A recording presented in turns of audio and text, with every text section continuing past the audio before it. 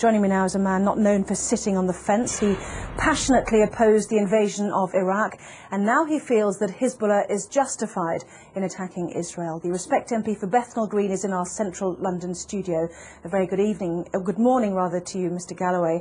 How do you justify your support for Hezbollah and its leader, Sheikh Hassan Nasrallah? A preposterous way to introduce an item, and what a preposterous first question. 24 years ago, on the day my daughter was born, and I've just celebrated her 24th birthday, I had to dash to the maternity hospital to see her given birth from a mass demonstration in London against the Israeli invasion and occupation of Lebanon. Israel has been invading and occupying Lebanon all of my 24-year-old daughter's life.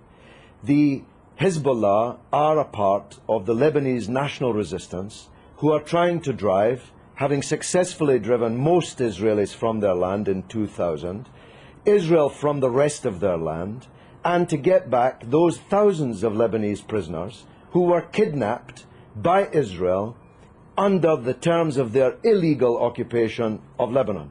It's Israel that's invading Lebanon, it's Israel that's attacking Lebanon, not Lebanon that's attacking Israel. You've just been carrying a report of 10 Israeli soldiers on the border getting ready to invade Lebanon, and you ask us to mourn that operation as if it were some kind of war crime.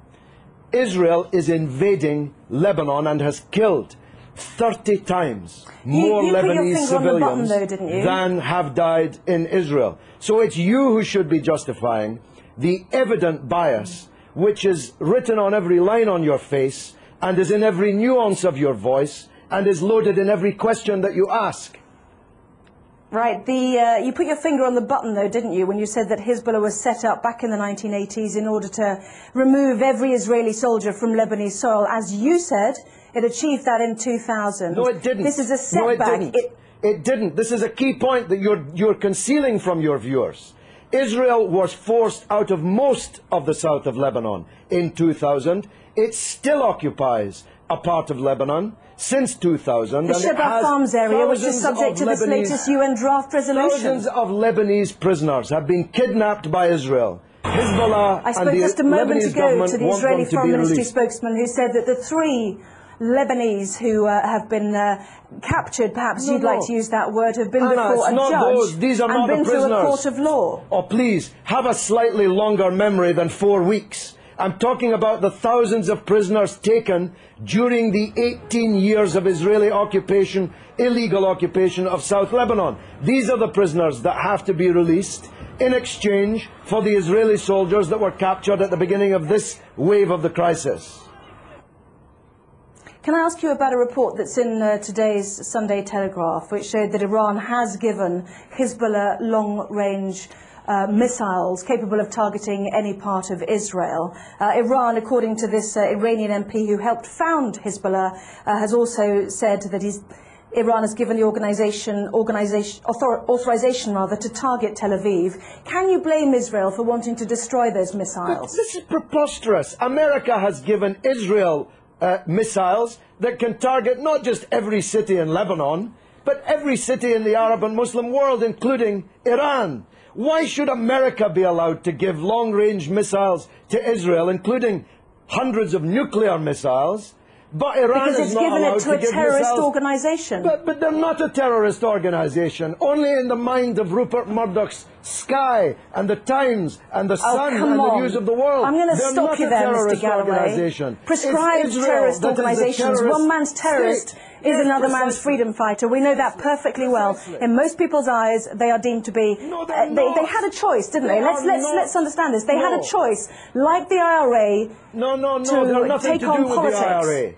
Listen, Anna. I'm saying they had a choice to absorb the idea of politics. They've got 2 Hezbollah cabinet ministers. Anna, one man's terrorist is another man's freedom fighter. You are totally wrong in saying that in most people's eyes, Hezbollah are terrorists. In most people's eyes, Israel is a terrorist state. It's the fact that you cannot comprehend that fact that leads to the bias which runs through all of your reporting and every question that you've asked me in this interview.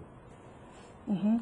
Can I ask you one question? I was relating to the IRA and Sinn Féin. They have decided to embrace politics. Hezbollah had the chance to embrace politics. They've already got two cabinet ministers. They're well respected in the south. In politics. They are. That's what I'm saying. If you listen to me, I'm saying they've got two cabinet ministers already. They had a chance to do that. Why did they need to capture and kill Israeli soldiers on the border? Surely that sets back their ambitions to be a political force inside a democratic Lebanon. Look, because Israel occupies their country and holds thousands of their compatriots as kidnapped hostages in their dungeons. It's really very simple, except if you think only in a clock that goes back 4 weeks.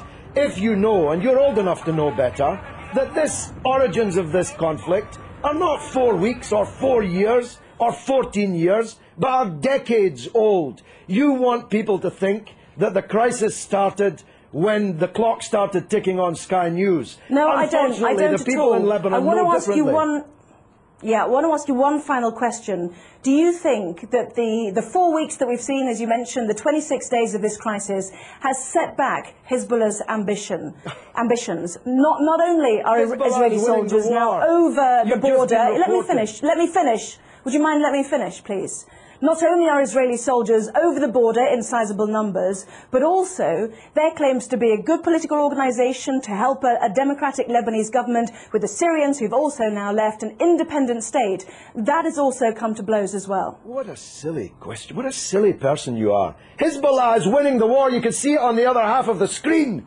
Hezbollah is more popular today. That was not my question. Hezbollah is more popular today in Lebanon, amongst Christians, amongst Sunnis, amongst Shiites, amongst all Arabs, amongst all Muslims, than it has ever been. It's Israel who's lost the war, and Bush and Blair, for politically organising the war, who've lost politically. This is a defeat for Bush and Blair and Israel. Everybody but you can see it. Let me separate out that question then. Is it a setback, given that Hezbollah was set up in order to get Israeli soldiers off Lebanese soil, that there are now more Israeli soldiers on Lebanese soil than there were 26 days ago?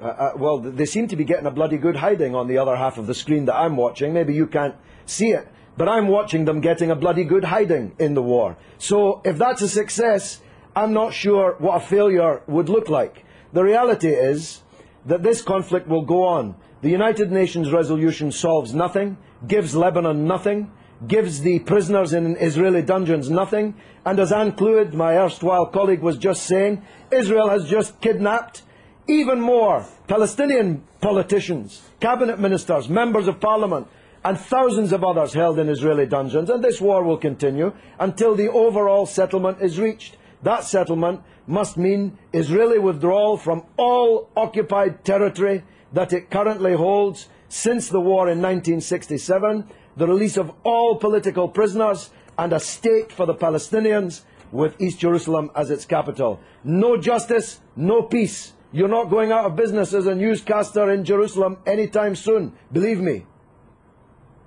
Well, as usual, you have prompted a huge email response, both for and against you, Mr. Galloway, so we'll leave it there. I have to say that some people might find it offensive when more families are mourning their dead to hear you say that it was a bloody good hiding. So you don't give a damn. You don't even know about the Palestinian families. You don't even know that they exist. Tell me the name of one member of the 7 members of the same family slaughtered on the beach in Gaza by an Israeli warship. You don't even know their name, but you know the name of every Israeli soldier who's been taken prisoner in this conflict, because you believe, whether you know it or not, that Israeli blood is more valuable than the blood of Lebanese or Palestinians. That's the truth, and the discerning of your viewers already know it.